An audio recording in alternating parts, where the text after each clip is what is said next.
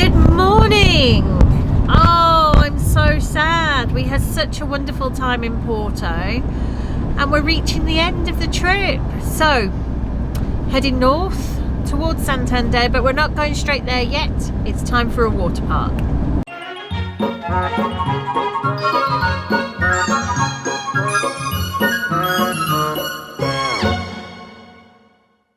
Right guys, we're at the nature water park near Villa Real. They do have a small campsite here, although it's not the cheapest thing to be staying at, and it certainly wasn't recommended that we stay here by Pedro. Although they do give you a 50% discount off of entry to the water park if you do stay here, so it's maybe something to consider. But instead Pedro's given us a much better stop. I think it's about an hour and a half further north on our way, so I think we're going to check that out. So we're going to go into the water park for the day, and then we'll head off later and go and find this stop that Pedro's recommended we have a look at. Okay, 78 euros and we are in. Look at that. Oh my. Looks good, right?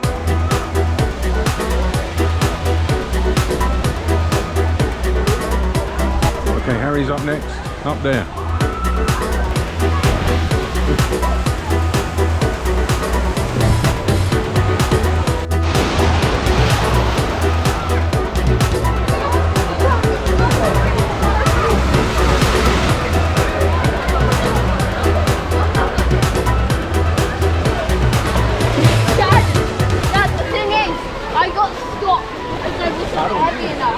Oh, need to maybe eat more cake.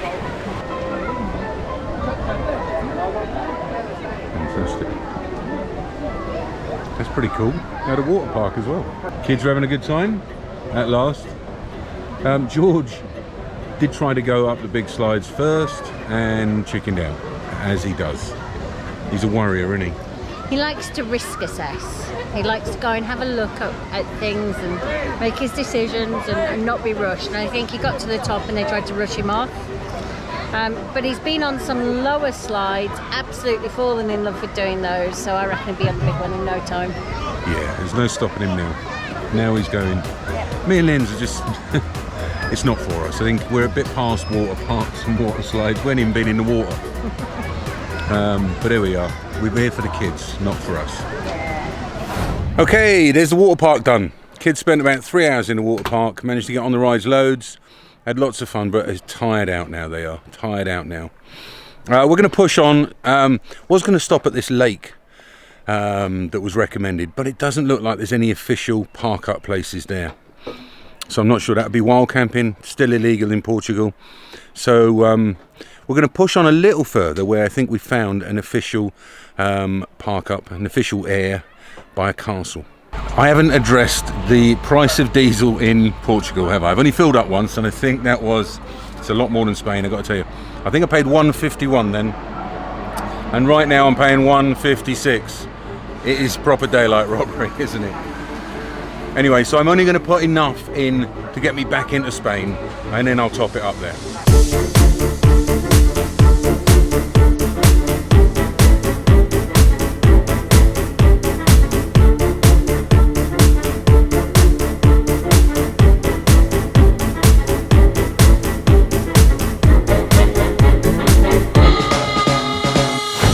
How beautiful is this free park up? It's fantastic. It's so picturesque, looking out over the countryside, and we're just down from the castle up on the hill. It's a free park up, it's an air. We don't have many stocks in the cupboard, so we're going to take a little walk into town and see if we can find a little restaurant or a cafe to have something to eat. We found the services for this air.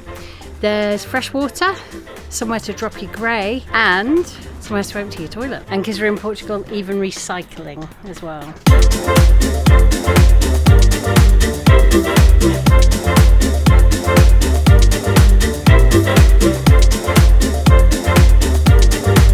Honestly, I searched for a nice pizzeria. Google Maps, instead of Pizza May, has brought us to Big Bob's. Hey, it looks just the kind of thing we're looking for. Just the kind of thing Steve's looking for. So we thought we'd find a quiet place to sit down by the fountain here and eat our pizza, but listen to the birds. Quiet place, huh?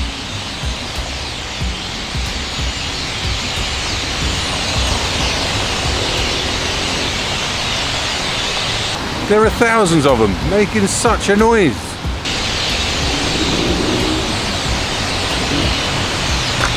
How was your pizza, love? It was a perfect pizza picnic.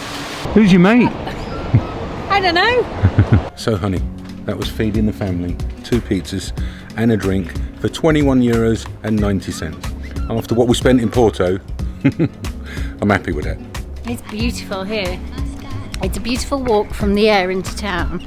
It's a hilly walk though, so be aware of that. Buildings are lovely, aren't they? Yeah. And there are some nice looking restaurants. There's a couple of Michelin restaurants. There are, but we had our fair share of restaurants in Porto. Huh? Right, my love. Loving it. So beautiful. Just found something gorgeous. Look at this.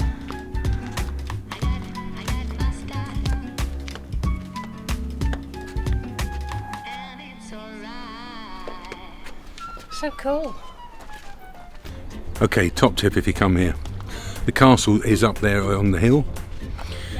And on the way there, we took that way, which was a killer, I got to say. There is a road that we've taken, which is a much lower road, still a little hilly, on the way back. So, but that was a killer going up and down that hill around the castle there. But it is lovely in the castle, so make sure you go and take a look. Okay, back at the air. It's quite a big air. It's on different levels. Probably room for maybe 40 or 50 vans here at a push. And that's just the top level. We're on one of the lower levels down there. Evening, guys. We couldn't even be bothered to get the chairs out tonight, so we're just sat on the bodyboards. Bottle of Vino Verde.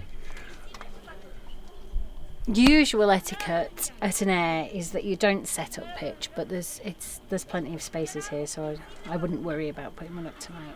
But we just can't be asked. Well. Bothered, we can't be bothered. We're kind of in the shadow of the castle. It's all lit up really beautifully. It's lovely. Very nice.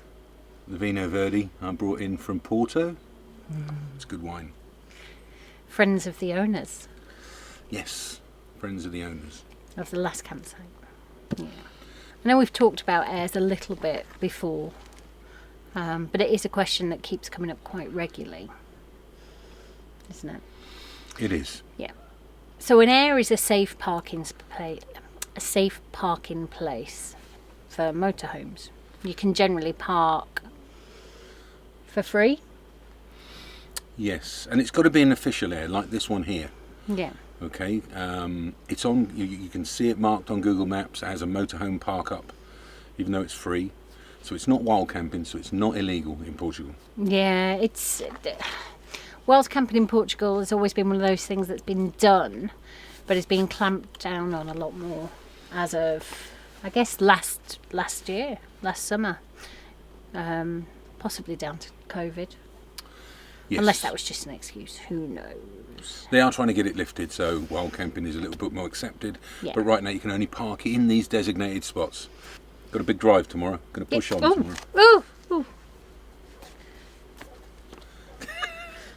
Looks like we won't be out here for long. No.